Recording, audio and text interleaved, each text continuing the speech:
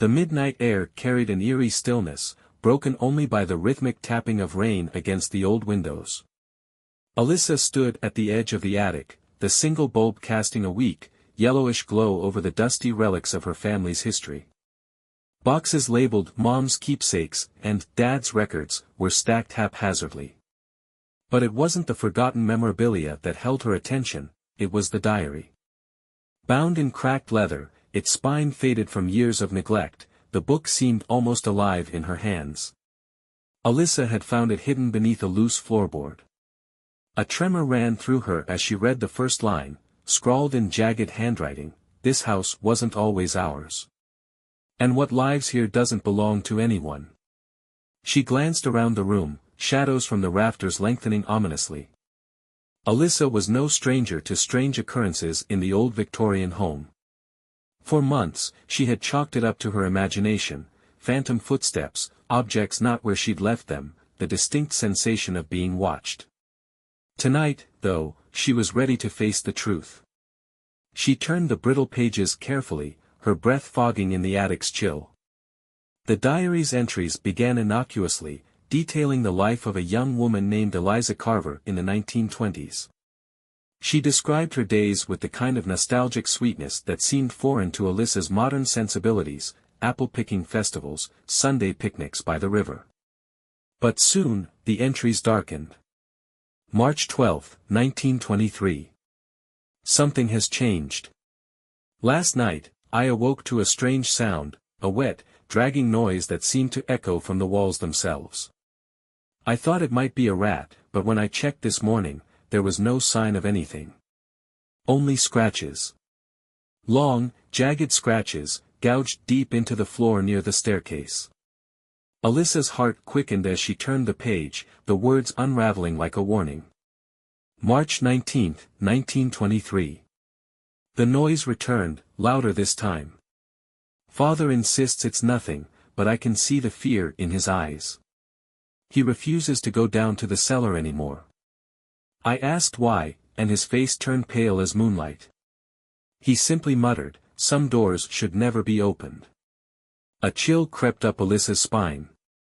She had always thought the basement felt wrong.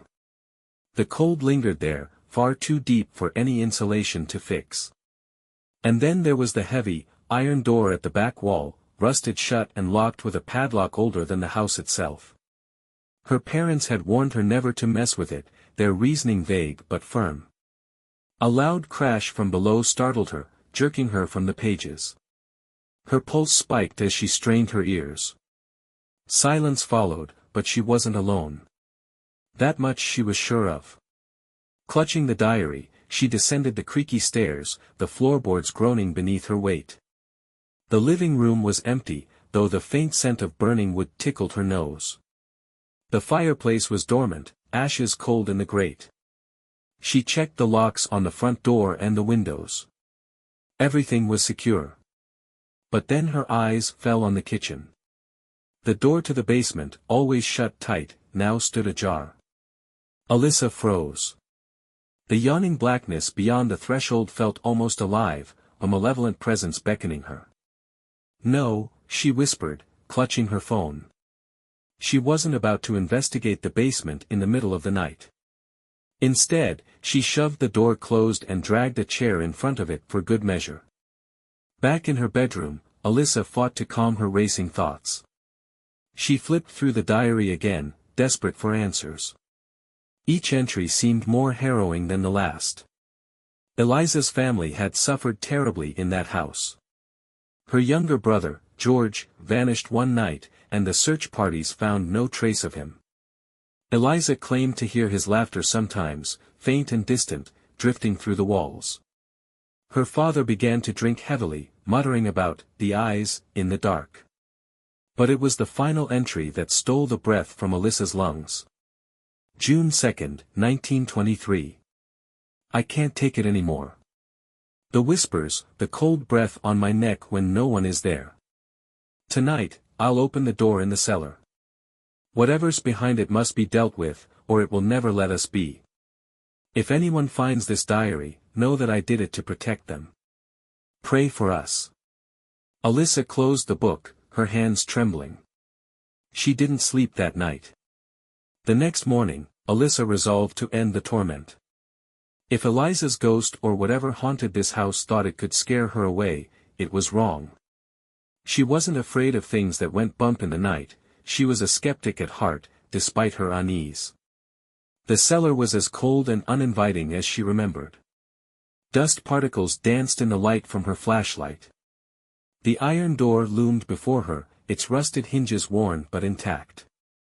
She felt the weight of the diary in her bag as if Eliza's spirit were with her. Armed with bolt cutters and a crowbar, Alyssa set to work. The lock resisted at first, its corroded surface flaking under the pressure. With one final heave, it snapped open. She pulled the heavy door ajar, wincing as it screeched on its ancient hinges. Beyond lay a tunnel, its walls slick with moisture. A foul stench greeted her, like rotting meat left in the sun. Her flashlight flickered. Alyssa hesitated, a primal instinct screaming at her to leave. But curiosity, or perhaps defiance, pushed her forward. The passage twisted downward, the air growing colder with each step. She tried to steady her breathing, her senses straining for any sound beyond her footsteps. Then she heard it, a low, guttural growl that reverberated through the stone walls. It wasn't human. "Hello." Her voice quivered despite her best efforts to stay calm. The growl stopped. Alyssa's light caught movement ahead, a shadow shifting unnaturally, almost melting into the walls. Panic gripped her. She turned to run, but the ground beneath her feet gave way, sending her tumbling into darkness. She landed in a chamber lit by faint, phosphorescent fungi clinging to the damp walls. The room pulsed with an unnatural energy. In the center stood a pedestal, and atop it lay a small, blackened object, a heart, shriveled and twisted, yet beating faintly. Alyssa could feel it calling to her, whispering ancient secrets in a language she couldn't comprehend. Her legs felt rooted to the spot, her breath shallow. A voice echoed in her mind, low and insistent, "Set me free." The growling returned, louder now, accompanied by the scrape of claws on stone. Alyssa's flashlight revealed the creature, a grotesque amalgamation of sinew and shadow, its eyes burning like molten metal. It lunged. Instinct took over. Alyssa grabbed the heart, its vile heat searing her palms. The creature howled, its form collapsing into a writhing mass of smoke.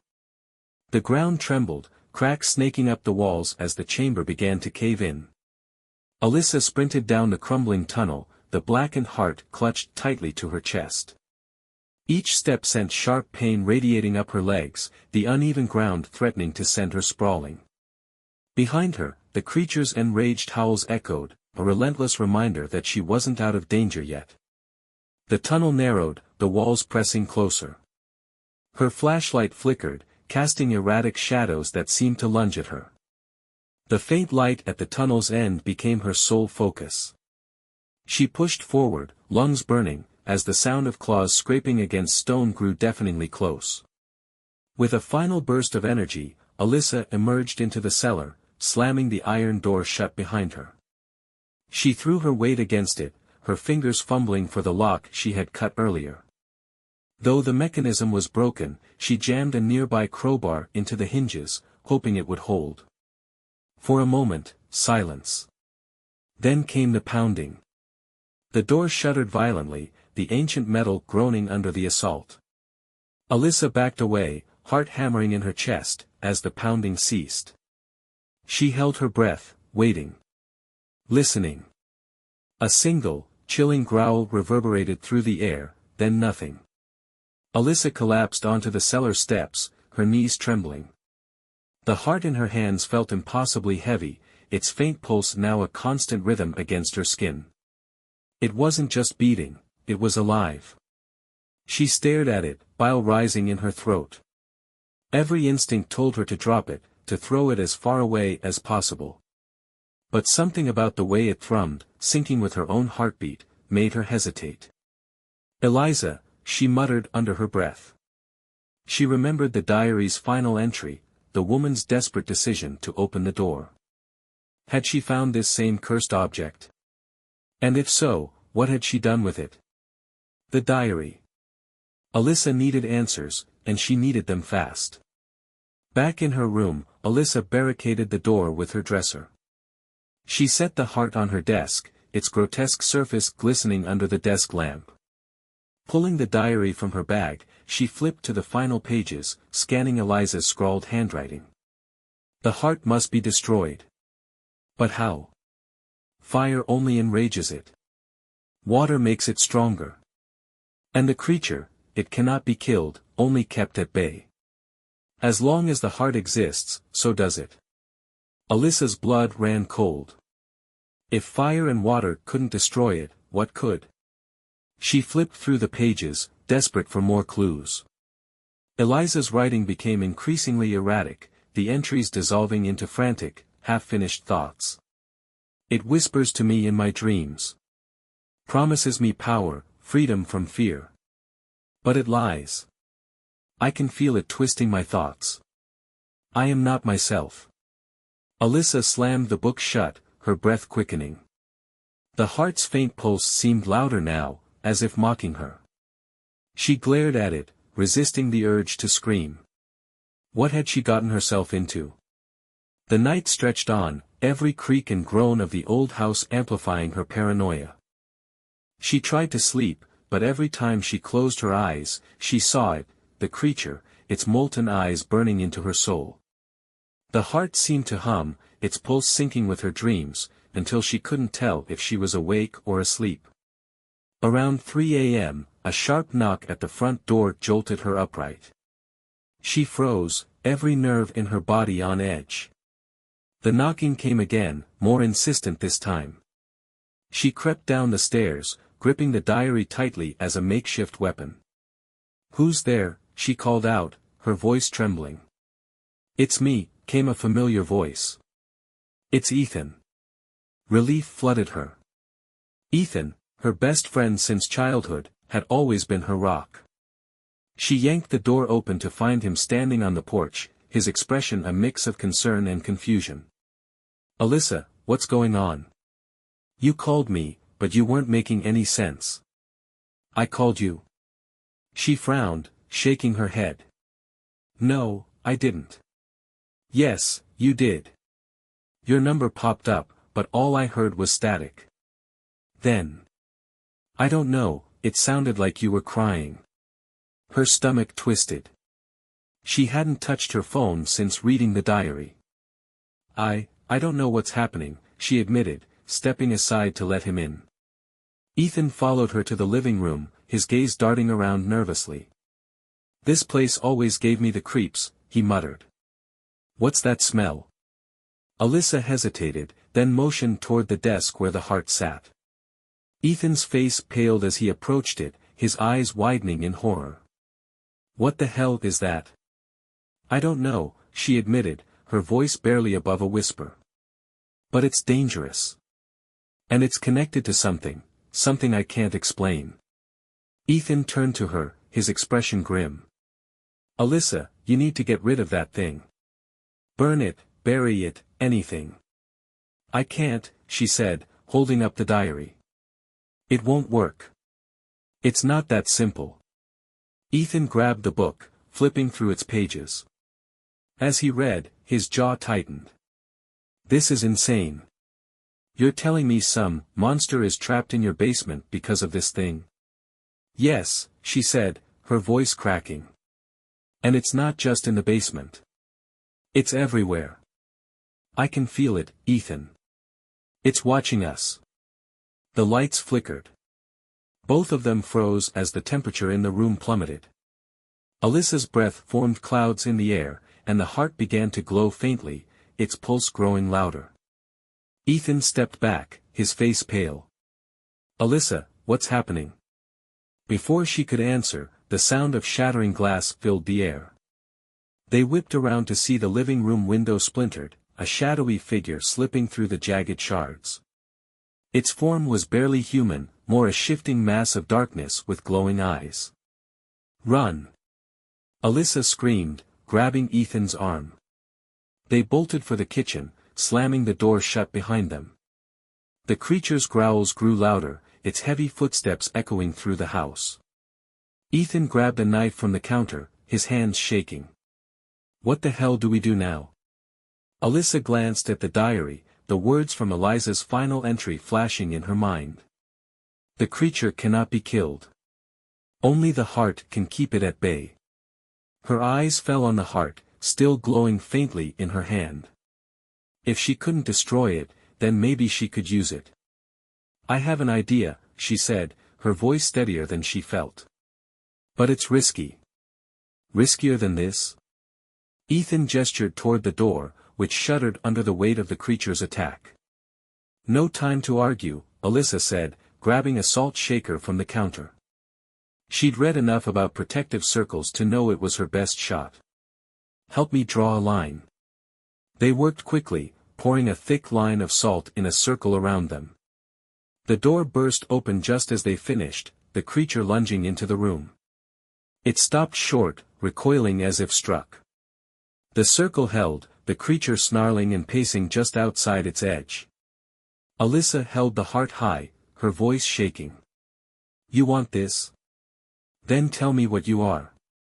What do you want? The creature paused, its molten eyes narrowing. When it spoke, its voice was a guttural rasp that sent chills down her spine. Freedom. That is all. Freedom to do what? Ethan demanded, his grip on the knife tightening. To exist, the creature hissed. This prison, this curse, it was not my doing. Release me, and I will leave you be. Alyssa hesitated, the heart pulsing in her hands. Could she trust it? What if it was lying? Ethan's voice broke through her thoughts. Alyssa, don't listen to it. It's a trick. The creature snarled, lunging against the circle. The salt sparked, holding firm, but Alyssa knew it wouldn't last forever. Her grip tightened on the heart. She had to make a choice. Alyssa's thoughts raced as the creature prowled just beyond the protective circle. The diary had warned of the heart's power, but it said nothing about trusting the thing it imprisoned.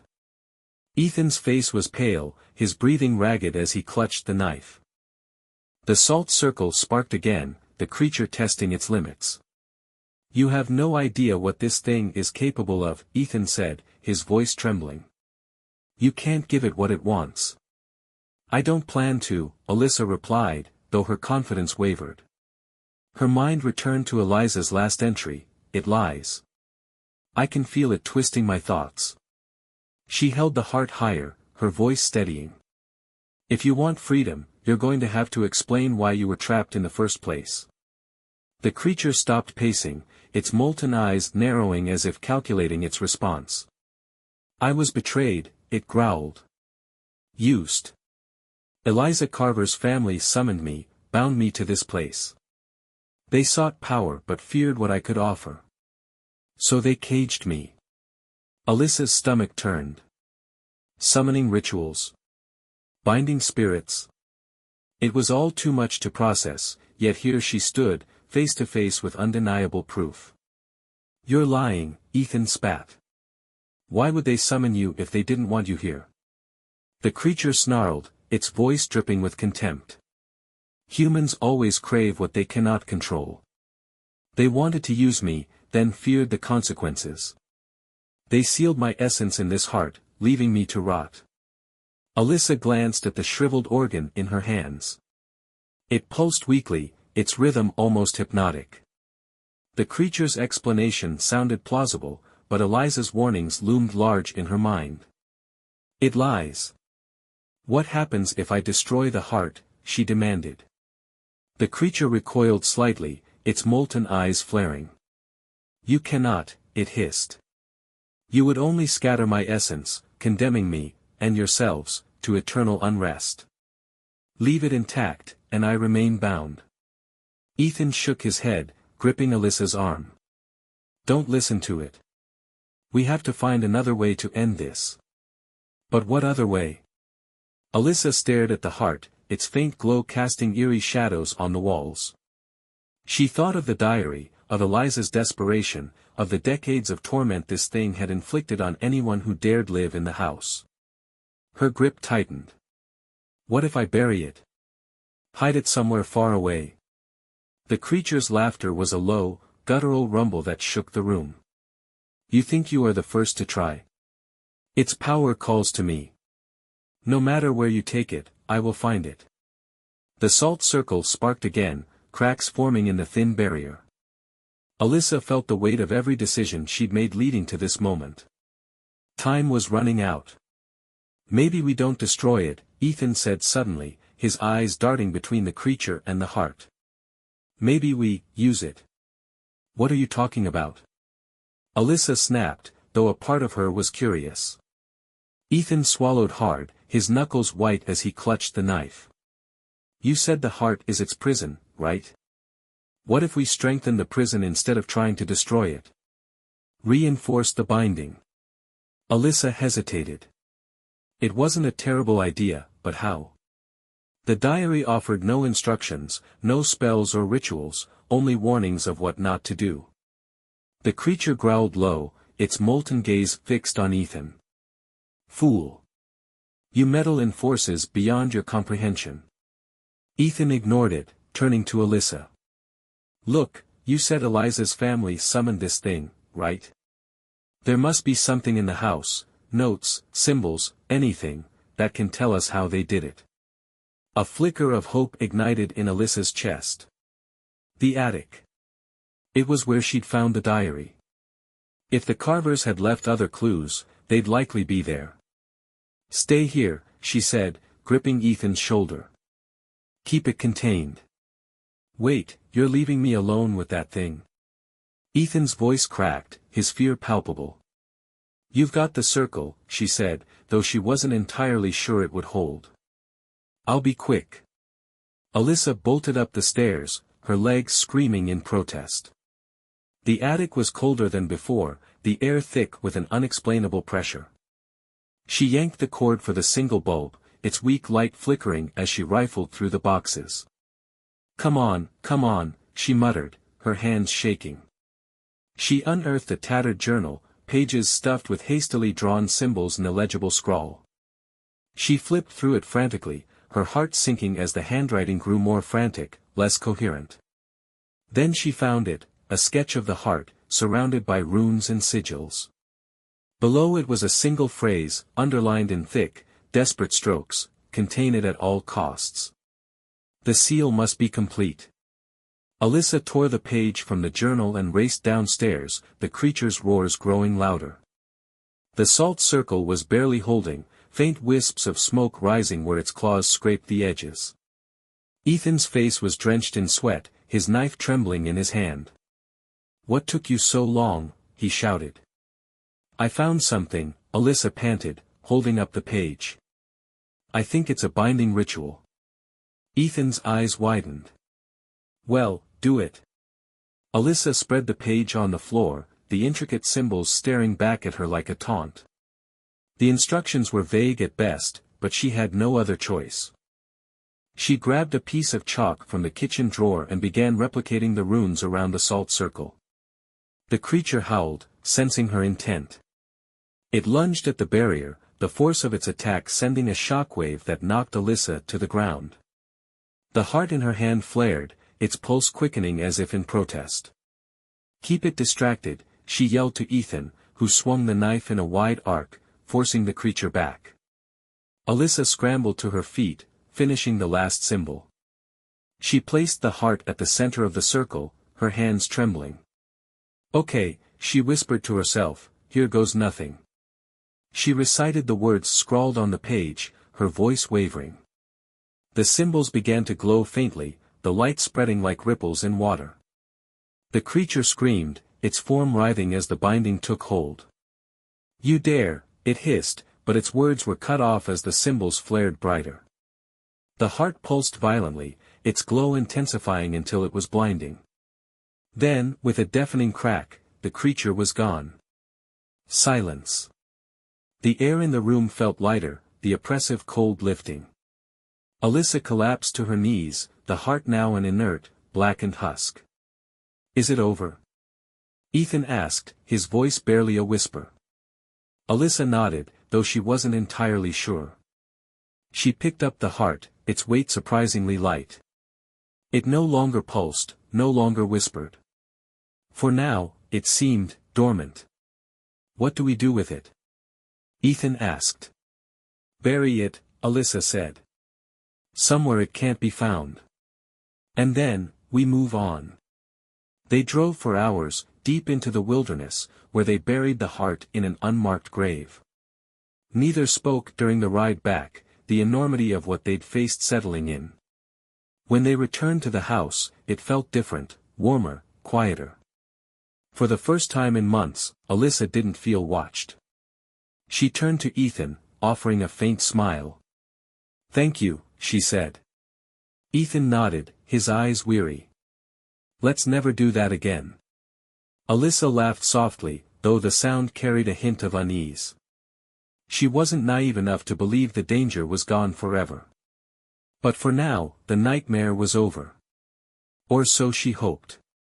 As the days passed, Alyssa couldn't shake the lingering feeling that something was still watching her. The house was quieter now, true, but there was an emptiness that unnerved her, as though it were holding its breath. She spent hours cleaning up the damage, fixing the shattered window, sweeping the salt, and scrubbing away the dark marks left behind by the creature's claws. Ethan stayed to help, but they spoke little of what had happened, an unspoken agreement to leave the horrors of that night unspoken. But as much as she tried to convince herself it was over, small things began to happen. A book misplaced. A faint tapping in the walls. The sound of footsteps in the attic when she knew it was empty. She told herself it was her imagination, the residue of trauma clinging to her thoughts. Yet at night, as she lay in bed, her pulse quickened with the inexplicable certainty that she wasn't alone. And then, one morning, she found it, the heart, blackened and lifeless, sitting on her nightstand. Her scream pierced the quiet dawn, echoing through the house like a warning. She had buried it, hadn't she? Some doors, she realized too late, should never be opened.